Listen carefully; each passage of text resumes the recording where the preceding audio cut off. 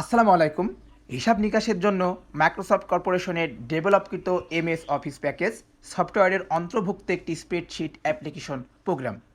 এর দ্বারা আমরা হিসাব নিকাশ করা থেকে শুরু করে যাবতীয় ব্যবসা বাণিজ্যের বিভিন্ন রকমের আর্থিক হিসাব নিকাশ আমাদের অফিস আদালতে করে থাকি। সো ভিউয়ার্স, বলছিলাম মাইক্রোসফট এক্সেলের কথা।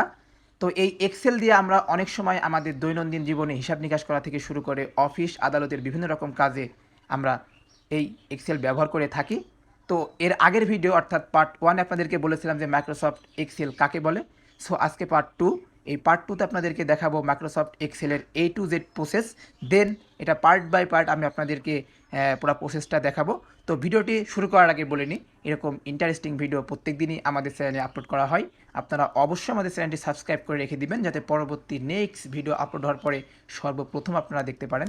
সো কথা না বাড়িয়ে চলুন মূল ভিডিওটি শুরু করা যাক। ভিউয়ার্স, এই প্রসেসটি করার জন্য আপনাকে প্রথমে আপনার কম্পিউটার থেকে মাইক্রোসফট এক্সেলটি ওপেন করতে হবে। তো সেক্ষেত্রে আপনারা কি করবেন, আপনার কম্পিউটার থেকে এই যে স্টার্ট বাটনে ক্লিক করে দেবেন। দেন আপনারা এখান থেকে অল প্রোগ্রামে ক্লিক করবেন। তারপর মাইক্রোসফট অফিস এক্সেলে ক্লিক করলে আপনি খুব সহজেই ভিতরে প্রবেশ করতে পারবেন। তো ভিতরে প্রবেশ করার আরও একটি ওয়ে আছে, সেটা কি, আপনি এখান থেকে আপনার মাউস থেকে রাইট বাটনে ক্লিক করবেন। দেন আপনার এখান থেকে এই যে নিউ অপশনের পরে মাউস রেখে এখান থেকে মাইক্রোসফট এক্সেল ওয়ার্কশিট নামে একটি অপশন দেখতে পারবেন। আপনারা এই অপশনটিতে ক্লিক করে দিবেন। তাহলে আপনার সামনে নিউ মাইক্রোসফট এক্সেল ওয়ার্কশিট নামে একটি ডকুমেন্ট তৈরি হবে। আপনি খুব সহজে এখান থেকে ক্লিক করলে ভিতরে প্রবেশ করতে পারবেন।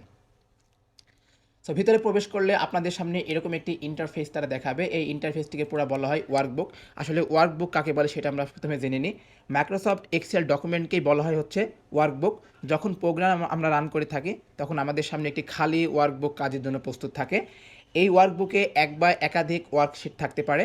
প্রোগ্রাম চালু করলে আমরা প্রথমে 3টি ওয়ার্কশিট দেখতে পারবো, যেমন শিট 1, শিট 2, শিট 3। আপনি চাইলে খুব সহজে এখানে ক্লিক করে একটি ওয়ার্কশিট আরও বাড়াতে পারবেন খুব সহজেই। তারপরে আমরা এখানে আসি, ওয়ার্কশিট আসলে কাকে বলে। এক্সেলের ওয়ার্কশিট হলো কলাম ও রো এর সমন্বয়ে গঠিত একটি শিট। ওয়ার্কশিটের কলামগুলো হচ্ছে এই যে A, B, C, D, এগুলো নিচ থেকে উপর পর্যন্ত, এগুলো হচ্ছে বলে কলাম। এবং রোগুলোকে বলা হয় 1 2 3 4 5, এগুলোকে বলা হয় 1 2 3 4 5, এগুলোকে বলা হয় হচ্ছে আপনার রো। আমি এর আগে ভিডিও আপনাদেরকে বলেছিলাম ওয়ার্কশিটে 16,384টি কলাম রয়েছে এবং 10,48,576টি রো রয়েছে। আপনি যদি চান, এখন আমি এখান থেকে 1 নম্বর আপনার হচ্ছে কলামে রোতে আছে। তো সেক্ষেত্রে আপনি কী করবেন, আপনি যদি চান যে সবার লাস্টে মানে সবার লাস্টে রোতে যাবো, সেক্ষেত্রে আপনারা কী করবেন, আপনি এখান থেকে কন্ট্রোল চেপে ধরে আপনার এখান থেকে রাইট অ্যারোকিতে ক্লিক করলে একদম লাস্টের রোতে আপনাদেরকে নিয়ে যাবে।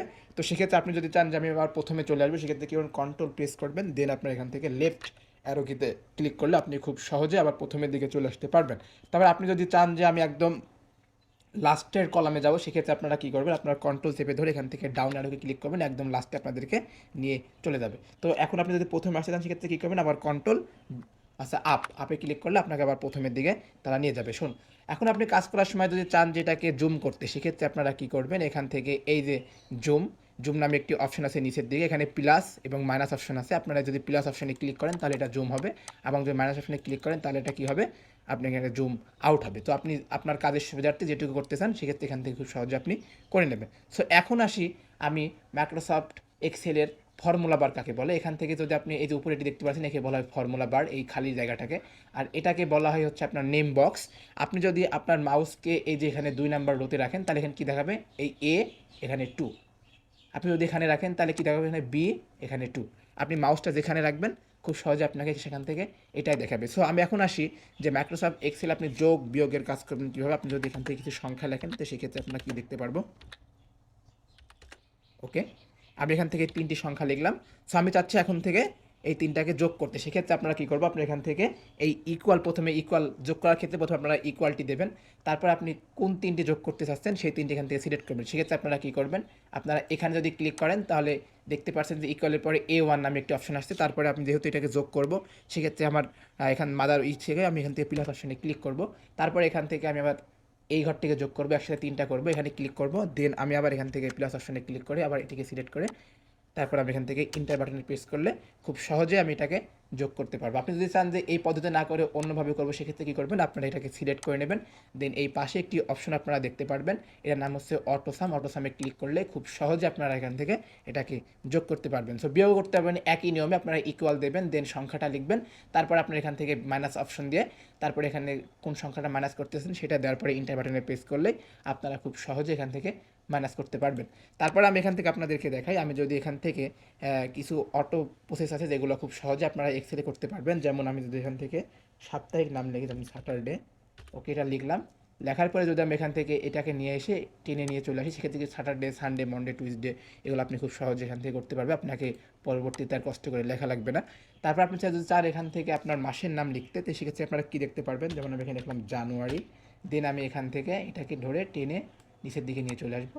সেক্ষেত্রে আপনারা কী দেখবেন যে আপনার মাসের নাম খুব সহজে এখানে চলে আসছে, যেগুলো আপনাকে কোনো কিছু করাই লাগবে না। তারপর এখানে আমরা অনেকগুলো অপশন দেখতে পাচ্ছি, যেমন এখানে দেওয়া আছে আপনার ফন্ট, এখানে চেঞ্জ দ্য ফন্ট ফেস, আপনি চাইলে এখান থেকে অ্যাভেলেবল ফন্ট পাবেন, যেগুলো আপনি খুব সহজে এখানে চেঞ্জ করতে পারবেন। আপনার এই ফন্টগুলো এখানে অ্যাভেলেবল ফন্ট আছে। তার পাশেরটা একটি অপশন দেওয়া আছে, যেমন হচ্ছে ফন্ট সাইজ। আপনি যদি ফন্ট সাইজে ক্লিক করেন তাহলে এখানে অনেক রকম সাইজ আপনারা দেখতে পারবেন। আপনার ফন্টে যেটুকু সাইজ দিতে যাচ্ছেন আপনার এখান থেকে খুব সহজেই সেট করে নিতে পারবেন। সো আপনি যদি না চান, আপনি চাইলে এখান থেকে এই যে এ আছে বড় হাতের ইনক্রিজ ফন্ট সাইজ, আপনি চাইলে এখান থেকে এটাকে ক্লিক করে ফন্ট সাইজকে বাড়াতে পারবেন। আর এখানে আছে ডিক্রিজ ফন্ট সাইজ, আপনি এটা ক্লিক করলে ফন্ট সাইজ এখান থেকে খুব সহজেই ছোট হবে। তারপরে আমি এখানে অনেকগুলো অপশন দেখতে পাচ্ছি, যেমন এখানে আছে বি, এটাকে বলা হচ্ছে আপনার বোল্ট। আপনি চাইলে আপনার কন্ট্রোল বি টিপলে এখানে এটা লেখাটাকে বোল্ড হয়ে যাবে। তারপর এখানে আছে ইটালিক, তারপর এখানে আছে আন্ডারলাইন। এই তিনটি অপশন এখানে দেওয়া আছে খুব সহজেই। তারপর এখানে একটা অপশন আছে বটম বর্ডার, আপনি চাইলে এখান থেকে অনেকগুলো বর্ডার ইউজ করতে পারবেন আপনার এই। তারপর এখানে অনেকগুলো অপশন আপনারা দেখতে পারবেন, যেমন এখানে আছে একটি অপশন যেমন হচ্ছে ফিল কালার, আপনি চাইলে এখান থেকে খুব সহজেই colour the background of selected cells, আপনার সেলস আপনি এখান থেকে ফিল কালার দিতে পারবেন। সো আমি এখান থেকে এই কালারটা দিচ্ছি। তারপর আপনি চাইলে এখান থেকে ফন্টের কালার দিতে পারবেন, এনিথিং, এইসব কালারগুলো আপনি খুব সহজে এখানে দিতে পারবেন।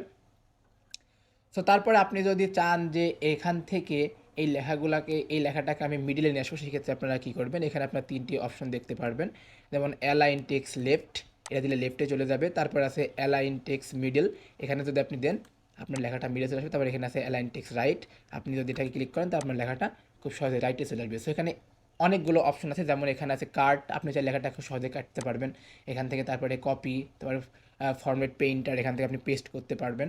তারপর এখানে প্রথমে অপশন দেখি ফাইল, তারপর এখানে আছে হোম, তারপর এখানে আছে ইনসার্ট, পেজ লেআউট, তারপর এখানে আছে ফর্মুলাস, ডাটা, রিভিউ, তারপর এখানে আছে আপনার ভিউ।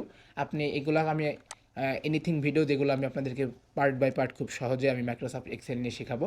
তো সেক্ষেত্রে আপনারা ভিডিওটা অনেক বড় হতে পারে, তো আজকে ভিডিওটি বেশি বড় করব না, এই পর্যন্তই রাখবো। আপনাদেরকে খুব সহজেই এবং আস্তে আস্তে এগুলো শেখাবো, যাতে আপনার বুঝতে খুব সুবিধা হয়। তারপর আপনি চাইলে এখান থেকে অনেকগুলো কাজ করতে পারবেন, যেমন আমি আজকেদেরকে যোগ বিয়োগ শেখালাম।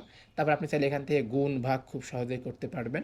সো ভিডিওটি এটুকুই থাক। যদি ভিডিওটি ভালো লেগে থাকে তাহলে অবশ্যই লাইক, কমেন্ট অ্যান্ড শেয়ার করতে ভুলবেন না। আর পরবর্তী নেক্সট পার্টে আপনাদেরকে সব A to Z আমি মাইক্রোসফট এক্সেল সম্পর্কে বলবো। তো আসসালামু আলাইকুম।